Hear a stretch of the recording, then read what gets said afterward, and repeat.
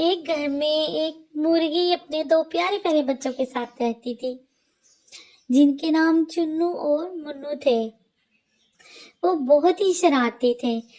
مرغی جب بھی دانا لینے باہر جاتی تو ان کو گھر ہی رہنے کو کہتی۔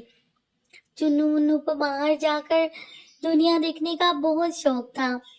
ان کا دل کرتا کہ وہ بھی باہر جا کر دیکھے، مزے مزے کے کھانے کھائیں۔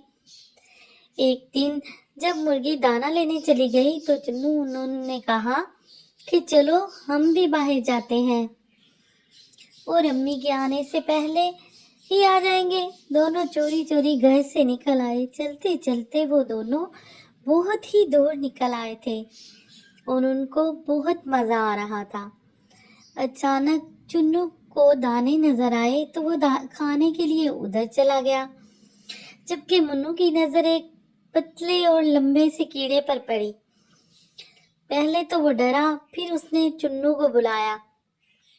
دونوں نے کیڑے کو کھینچا، کھینچتے کھینچتے اسے دور لے گئے۔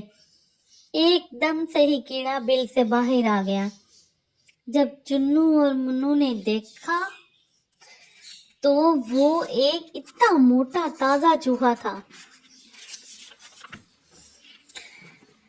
وہ تو دونوں ڈر کر چیخنے لگے اور گھر کی طرف بھاگے۔ جب مرغی نے ان کی آواز سنی تو ان کو بچا کر گھر لے گئی۔ چنو منو نے اپنی ماما سے معافی مانگی اور آئندہ شرارت سے توبہ کر لی۔ تو پیارے بچوں، آپ کو کہانی کیسی لگی ضرور بتانا۔